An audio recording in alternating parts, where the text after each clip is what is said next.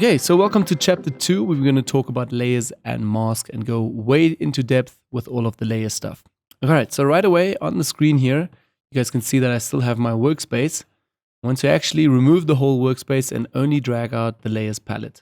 So let's do that first of all. Remove everything, take this to the side, and we can start. Okay, great. So you have your layers palette on your right hand side, and over here we have all the different type of layers. So first of all, I want to start out just talking about the different type of layers that you get in Photoshop. So first of all, you'll have just a normal pixel layer. So that's basically just a normal image. And again, a normal pixeled layer. Again, over here on the right hand side, you guys can see the pixeled layer. Let's actually switch this on. So it's just basically a normal image. And you can, it's a normal pixel layer. Underneath of that, we have a normal background layer. That is again what we discussed earlier. If you create a new document, you always have a background layer. Again, but it's also a pixel layer. It's just white. Okay, so these are pixel layers. Next up, we have adjustment layers. Again, I also showed quickly how to work with adjustments, but more about that in the course still. Adjustment layers are again layers that you can adjust and in order to get an effect or achieve a different look on your image. Okay, and adjustment layers look something like this. So over here, you guys can see in the front is a little bit of an adjustment and a little bit of an icon, and underneath behind it is a mask. So again, this is what an adjustment layer looks like. Then up next, we have type layers, something like this with just a big T in the front. It's a type layer. Basically, anything that you are typing out is a type layer. Then up next, we have shape layers. Over here, you guys can also see a shape layer. So this little icon over here will be presented in the layer. So you guys can also see it over here and right away know it's just a normal shape layer. Again, on this shape layer, you can also see it just has one shape included. So yeah, it's just a basic shape layer. On top of that, we have smart objects. So basically the last layer system again, only smart objects. Later in the course, I'll have a whole class just on smart objects because they are really, really handy and good to work with. So smart objects can also come in with effects and also filter effects, but more about that in the smart object class. Then on top of that, we have here just a normal pixel layer, but with a mask. So again, it's a normal pixel layer, but there's a mask attached to this layer. Okay, and then on top of that, we have a layer group. So basically a whole new folder, which can have a few layers inside or again, just be on its own. But it would be obviously more accurate to have some layers inside. So again, this is what a group looks like. And then over here, we also still have a layer color. So basically this just means this certain layer here in your palette from layers is colored now. Let's also actually open this a bit further and discuss quickly what is what here in your layers palette. Let's start right away on the left hand side with the filter options. So first of all, you guys can see that I have a few of these different layers in here. I'll just switch everything on. And all of these, we have all different type of layers now in Photoshop. If I go now to the filter options and select something from name, I can obviously search by name. If I just type in here, say type layer, Photoshop only searches for that layer. So sometimes you have over 1,000 layers in a Photoshop file and you need to search for something, then you can also do it here. You can also do the filter options with effects, modes, colors, smart objects, whatever you're looking for, just to narrow things down a bit more. Remember, here's a little button. If you don't have this button active, Photoshop will not search for it. Okay, so these are basically your filter options here. Then up next, let's just get back to kind. Okay, also here, kind on the right-hand side, you guys can also see here's the filter toggle. Oh, well, that's the filter toggle. But again, you can only select this icon over here and it will only show you the pixel layers. As when currently hovering over it, it'll only show now the pixel layers. So everything that has to do with pixel layer that's currently in my Photoshop file. If I undo this again, I can see everything. If I go back to the adjustment button here, just select button, adjustments. So it only shows me the adjustments and so on. The text layer, smart objects, and shape layers and smart objects. Yep. So again, that is up here. All right, let's continue then. We also have layer options here, blending options. So if I just select a layer, so currently you guys can also see it's not active. That is because I have nothing selected. So Photoshop does not know on what layer it's currently working on. So I can go to layer color here, and now it knows, okay, everything that I do adjustments here now will only affect this normal layer. Or you can also do that to a type layer, adjustment layer, that doesn't matter. Let's go back to layer style. So the top is the layer modes, the blending options. If you select this, more about that also now and later, a few lessons after this, what blending options are, but you can basically choose here from different blending options. Then opacity, how strong you want the master opacity, or again underneath, the fill is the interior opacity. So again, it's a slight difference here and there. Let's actually turn everything off so you guys can see it right away.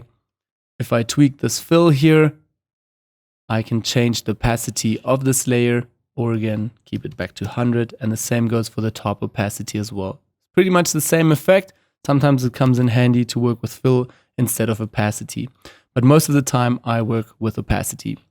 Then again, to lock options here, or the whole locking controls, you can lock layers. So for instance, you can also use the first one, which will lock the transparent pixels. Again, to be honest, I have not worked so much with these tools in the whole Photoshop process. Some of them I use, not all. Like these two, I don't find them so useful. Again, the next one here is also to lock just the position. This comes in handy sometimes. So once you selected it, it will lock this image. So nobody can move it around. It will give you an error. The same goes for the artboards. You can also lock here and auto prevent the nesting. So this means it's not going to be nested together with other layers. You can just keep it separately again. And also obviously the typical lock layer, as you will always see with the background layers. If a layer is locked over here, you cannot work with it. You cannot do anything with it. It's just completely locked. You'll always get an error. So simply just select the unlock button here again, and it is out of the locking system again. The same goes for the background layers. I normally, when I open a new document, right away click on this and just get out of the locking layer. Great. Then up next, you understand all this locking system. We have obviously the layer down here, and you'll have this little eye over here. This means visibility. So you can toggle this on or off in order to see certain layers or to work with certain layers, have certain effects. Okay, so that's super easy to understand. Then on the right hand side, we still have a scroll function here. We only have a few layers now. So normally there would be a ton of layers. Then you'll also have a little bit of a scroll function to go up and down with the layers. Then also here we have obviously in the layer the thumbnail, so that you can have like a little preview. In order to change this, you can just on the layer here, on the picture, on the thumbnail, right click, and it will take you into some more options just for this layer and for obviously the thumbnails for the layering system. So you can do this as small, and then it's really nice and small, or you hit right click again, say medium. I'm going to go with large now, so you can see things a bit easier in your layer palette. Then as well, you can clip those to other bounds, but I haven't worked so much with this, to be honest. I don't need that. And down here are all the colors. So say for instance, you have a few layers that are all the same process, then you can give them all an orange color, for instance. Let's actually do that. I'm going to hold Shift on the keyboard and select all of these layers here. You just click the layers and hold Shift on the keyboard. Now press right click and say orange. And now right away, this section is most probably about a certain effect and it's all in orange. I can also go back and say no color. Also remember, on every single layer, you can always hit right click in order to get into some more options and effects again. Okay, let's continue now. At the bottom here, we still have again the group that I talked about. Smart objects we'll cover in a little bit. What are these effects and why do you see it underneath? It's basically you have again your normal smart object layer, and underneath you can see the effect that has been applied again with the eye to make it visible or not. So you can just switch it on or off. Then also let's talk about a very, very important point which I haven't mentioned yet. Whatever is at the bottom, you kind of have to imagine it's like a patty on a burger. Whatever is at the bottom, that's what you currently see. When you stack something on top, that's what you currently see. So when you stack something on top, you'll always see the top part. So that's how layers also work. So at the moment, we just see the layers group here at the bottom. Let's move this a bit to the side to explain it a bit easier. You guys can see here's the picture and the layers. So I currently see this because this is all switched off with the visibility. Now if I switch on background layer here, once I switch it on, you'll see now that we only see white. If I go to pixel layer, we only see pixel layer. Then the effect takes in type layer, then the shape layer, and so on. Whatever is on top, Like you can see here, even if this is typed on the top, and now you have again a normal layer over it, once you select it, it will again disappear and you'll only have that layer. So whatever is stacked on top is currently visible, even if the top. Okay, great. Let's also talk a little bit about the buttons down here. First of all, down here, again, layer links. So basically you can link layers together in case you want to move them or unlink certain things. So say for instance, if I want to link the pixel layer with mask with my layer color, I can just with Shift again or Command. For Windows people, please press Control when I say Command. So Control, these both layers, I want them together to be linked. So they are working together. If I move them, they will always stick together. So I can select the layers and now just simply go down here in order to link these layers. So I'm just going to hit link and now they have this little icon here at the back. This means now if I move this, see whatever I do with it, they will always be linked together and the effects, or if I move them around. You can also simply just click again to unlink. Great, so that's the little link button down here.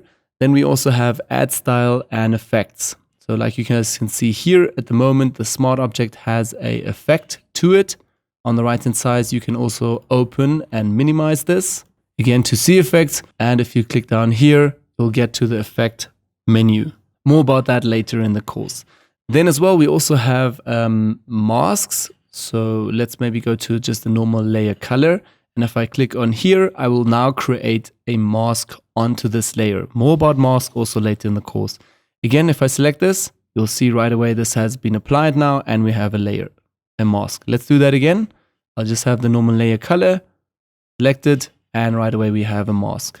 Again, I'll explain later in the course how to work with masks. I just want you to understand now what a mask layer looks like.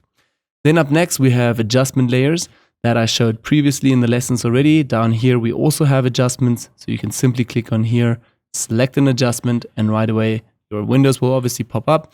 But you'll now have a new layer over here. Again, a new adjustment layer. I'm just going to delete this. Then great. Up next, we have the folder icon down here.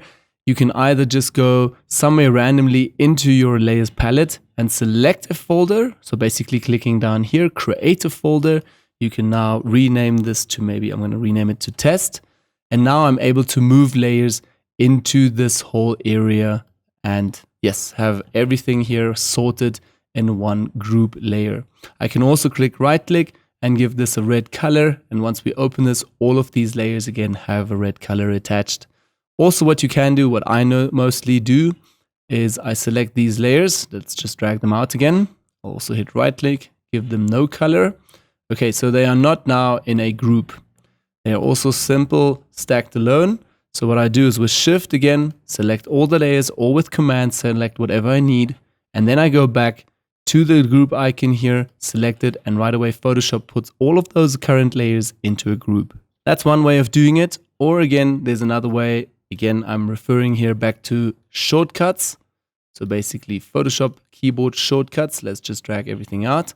I'm going to delete this group quickly.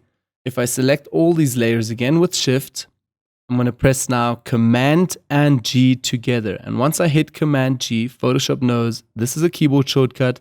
Put this together in a group. Great. So now we already have a new group here. Or I can hit Command Z to undo that again. So keyboard shortcuts, very essential. Okay, let's remove test. You guys can also see when I just hit delete, things will be deleted. Now let's get back to the next icon, which is over here.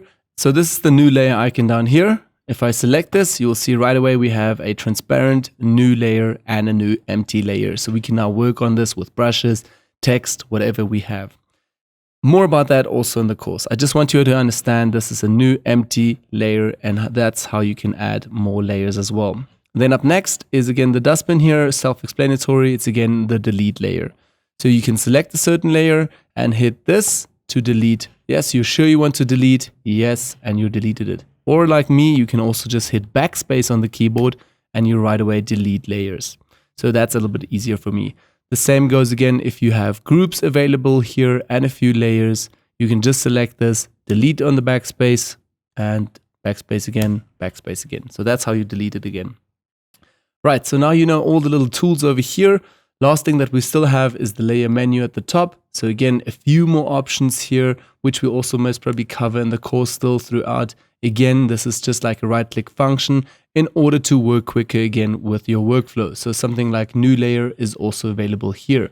It's also available in a keyboard shortcut or down here again. So like I said earlier in the lessons, also many different techniques and ways how to speed up your workflow or work differently.